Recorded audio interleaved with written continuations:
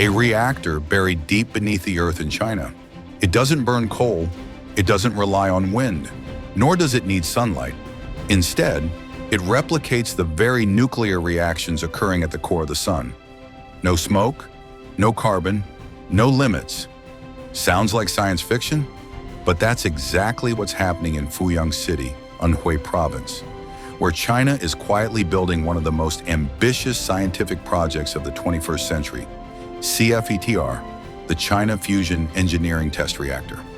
While many parts of the world are focused on climate policy and renewable funding debates, China is simultaneously investing in a more ambitious frontier, developing a clean, virtually limitless energy source through controlled nuclear fusion.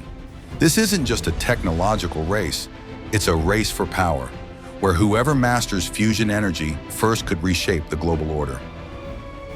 And the question is the United States, once the leader of every energy revolution, being left behind?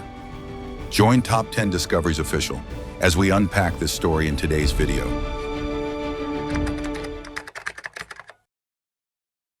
Nestled in Fuyang City, Anhui Province, dubbed China's Silicon Valley of Energy Physics, CFETR, China Fusion Engineering Test Reactor, is the crown jewel in Beijing's strategy to conquer fusion energy.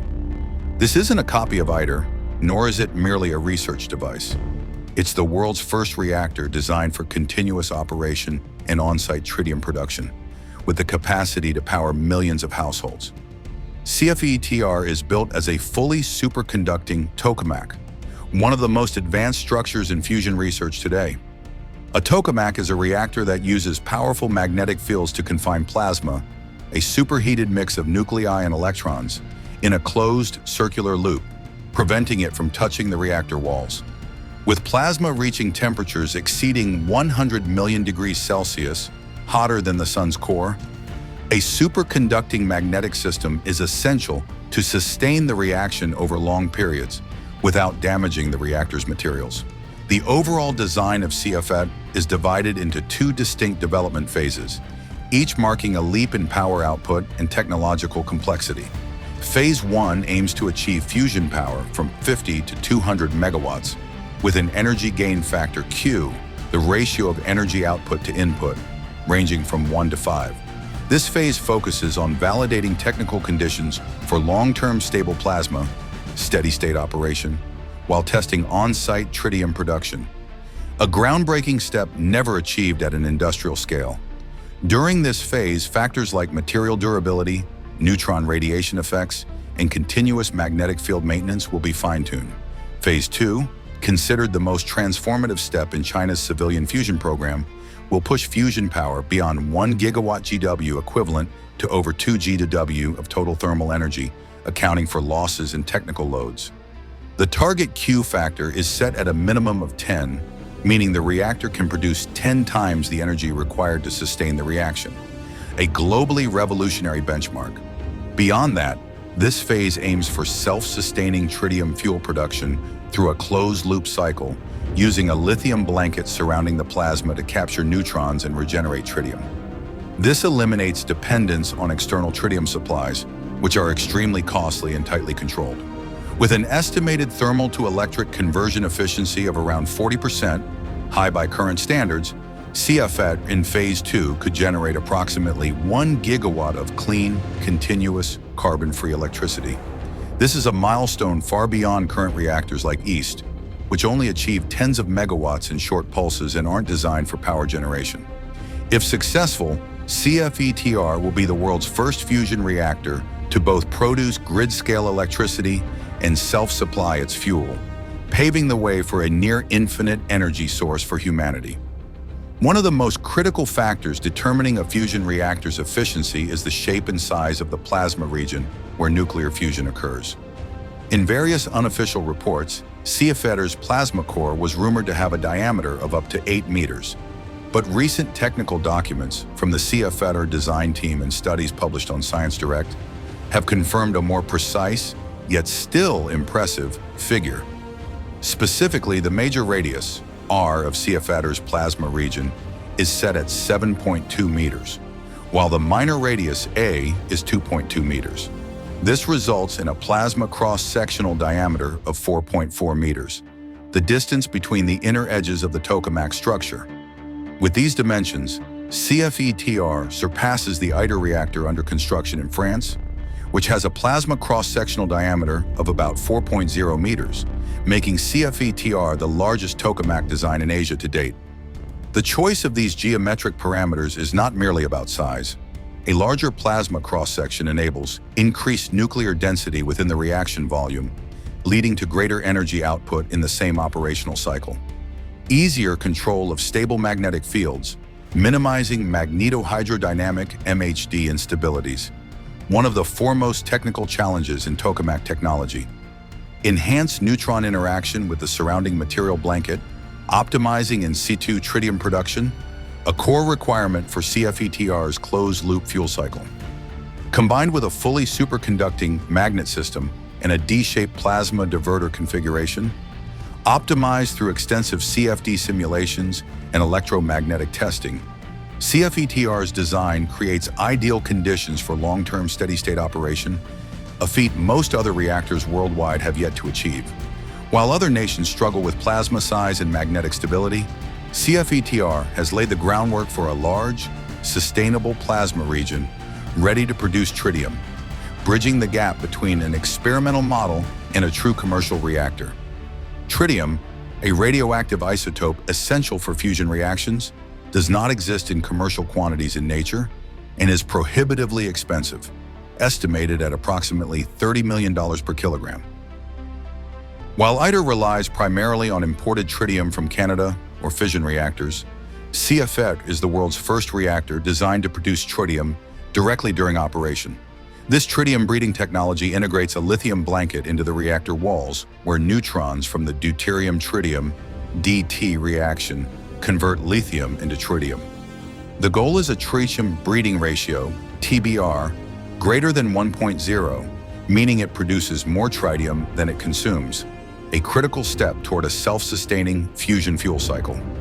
As of Phase 1, 2020 to 2025, CFETR has received over $6 billion in public investment, according to aggregated estimates from nuclear energy research institutes and Western financial media like CNBC. This figure dwarfs the U.S. fusion budget, which hovers at around $700 million annually, including DOE programs and funding for startups like Commonwealth Fusion Systems. When factoring in related public investments and technical support, such as the East Reactor, the BEST project, and the Craft facility, a fusion material testing center, China's total spending in the 2020s could exceed $12 billion, roughly equivalent to the U.S.'s 20-year fusion budget. This means CFET could potentially deliver over 1,000 megawatts of clean fusion power. At a time when most commercial fusion projects around the world are still in pre-deployment or prototype stages, with projected timelines beyond 2035. On the surface, many might view FETR as China's version of ITER, the massive international fusion reactor under construction in Cataract, France, with participation from the US, EU, Japan, Russia, South Korea, and India. Both are large-scale tokamaks, both aim to harness fusion energy, and both are built to pave the way for future commercial fusion plants. But a deeper look into design details, development strategies, and timelines reveals CFETR as a wholly independent, distinct, and more decisive endeavor. ITER, after nearly 20 years of design and construction, is slated to fire its first plasma by late 2025. But this is only the start of a decades-long testing process. The earliest ITER could produce practical energy is around 2050, according to official ITER estimates. The reason lies in its multinational structure, where every design, financial, or technical change takes years to reach consensus. China, however, isn't waiting. CFETR is designed as a testbed, a direct proving ground, for the commercial fusion reactor Huanliu 3, expected to be operational before 2040, at least a decade ahead of ITER's power generation timeline. Rather than simply observing ITER, China is applying the lessons learned to accelerate its own fusion roadmap with a strong emphasis on domestic innovation and deployment. CFETR is not a multinational lab. It's a homegrown technological leap serving China's national energy strategy directly. Unlike ITER, which depends on components shipped from over 35 countries, CFETR is developed entirely through a localized technology model. China has indigenously manufactured niobium-3 tin superconducting magnets capable of generating magnetic fields up to 12 to 13 Tesla, on par with ITER, but without importing cores from Europe. Developed liquid helium cooling systems essential for continuous operation of superconducting magnets. Secured its own fuel supply, including deuterium, extracted from seawater, and tritium, produced on-site via the lithium blanket surrounding the Tokamak. Integrated reaction control with AI and advanced automation, leveraging China's thriving semiconductor and quantum computing ecosystem. The key difference between ambition and execution lies in empirical proof. In 2021, China stunned the global scientific community when its East Experimental Advanced Superconducting Tokamak, also known as China's artificial sun, sustained a fusion reaction at 120 million degrees Celsius for 101 seconds. This set a world record for maintaining ultra-high temperatures close to real DT reaction conditions, serving as a direct technical stepping stone for CFETR. While material testing remains a focus for several ongoing international fusion projects, China has achieved a key technical milestone, sustaining stable plasma conditions for nearly 2 minutes, which directly informs the development of CFETR. In short, CFETR doesn't follow the path ITER paved. It leapfrogs it by redesigning the roadmap to be faster, more independent, and focused on practical applications. Rather than being a scaled-down ITER clone, CFETR is a higher rung on the ladder, aiming for true commercial energy within a shorter time frame and with strategic self-reliance.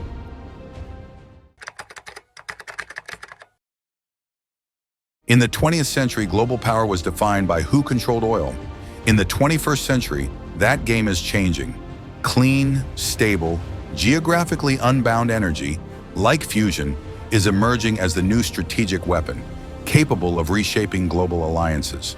Historically, the US and European Union led high energy fields, from particle accelerators and fission reactors to fusion lasers. Yet in recent years, this momentum has slowed due to fragmented funding, bureaucratic politics, and a lack of long-term vision. ITER, the symbol of global cooperation, faces continual delays and has yet to produce a single watt of commercial power. Meanwhile, China is shifting from student to leader. With CFETR, Beijing not only aims to surpass the West technologically, but also seeks to make fusion a geopolitical power lever, much like OPEC did with oil. If CFETR becomes operational in the 2030s, China could be the first nation to commercialize fusion reactors, meaning an end to reliance on imported oil, methane, or uranium, eliminating strategic dependence on volatile regions like the Middle East, Russia, or Central Asia. A closed-loop technology supply chain, from high-temperature materials, neutron-resistant alloys, superconducting magnets, and helium cooling systems, to AI software for plant operation and real-time plasma control. Absolute competitive dominance in civilian and military energy technology, including power systems for space, next-generation submarines, or ultra-stable domestic grids.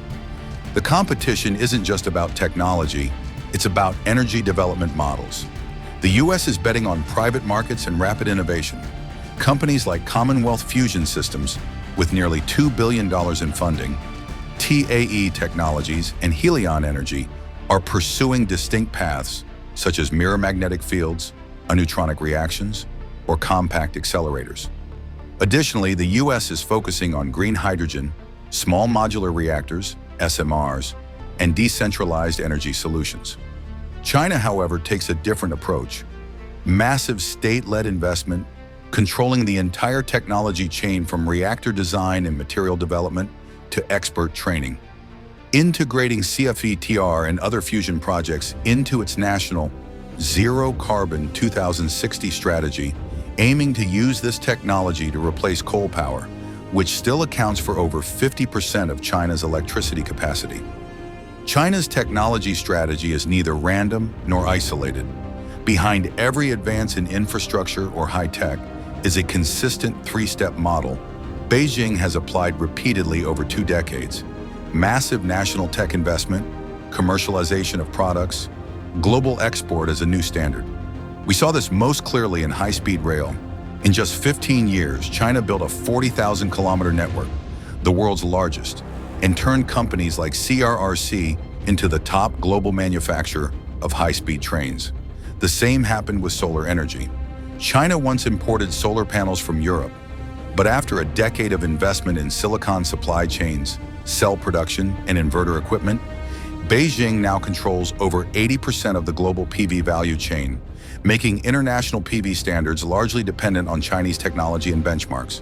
Technology initially imported from Germany and Japan was quickly localized and improved through state-funded R&D, and now China sells it to over 20 countries. With fusion, this model is repeating, but at a far higher level. CFETR is not just a scientific project, it's a strategic blueprint for China to move from state research to commercial products and ultimately export compact reactors, trained operators, and control systems as a complete technology package. Once this model takes shape, China won't just sell equipment, it could redefine global fusion standards from safety protocols and required Q factors to the tritium fuel ecosystem. If CFETR succeeds and achieves commercial operation early, China could position itself as the fusion technology provider for the developing world. Nations in BRICS, ASEAN, and Africa, where electricity demand is skyrocketing but technological infrastructure lags, will be Beijing's first markets. Beyond selling technology, China could supply modular mini-reactors, trained engineers, and even preferential financing under a high-tech Belt and Road framework. Thus, Beijing won't just control technology, it will control standards, supply chains, and long-term strategic influence over nations unable to develop fusion independently. In summary, CFETR is more than a reactor. It represents a strategic milestone in the evolving landscape of global energy leadership. While many nations still view fusion as a long-term aspiration, China is positioning it as a transformative tool in its energy and technology roadmap.